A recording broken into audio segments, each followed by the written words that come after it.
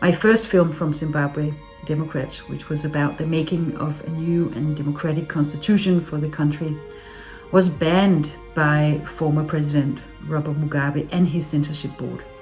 It was simply labeled not suitable for public viewing.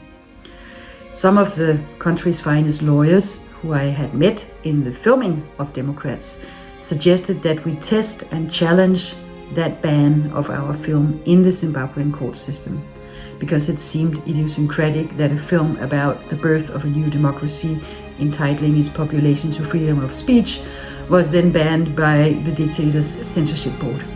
We tried and tested the ban in the Zimbabwean court system for almost 3 years, and in the beginning of 2018, the ban was finally lifted by a very courageous judge who agreed that it was important for the Zimbabwean population to see the film about how their constitution was made.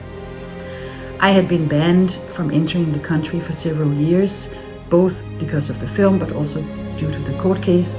But during the final ruling, the final hearing, the regime still wanted me to stand before the court. So I flew in to Harare to represent my side of the story about the banned Constitution movie. And it was in connection with this trip to Zimbabwe that some of the protagonists from Democrats suggested that I come back and tell a new story, because their dictator through many decades had just been ousted in a military coup. There was a presidential election about to happen, which they hoped would be free and fair for the first time in the country's history.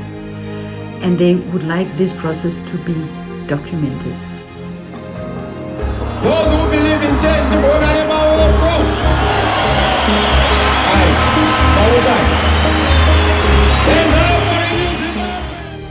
and like they said, maybe this time you'll have a happy end to the story. I accepted the invitation. I came back to Zimbabwe and I made the film about the first free and fair election in a post-Mugabe regime.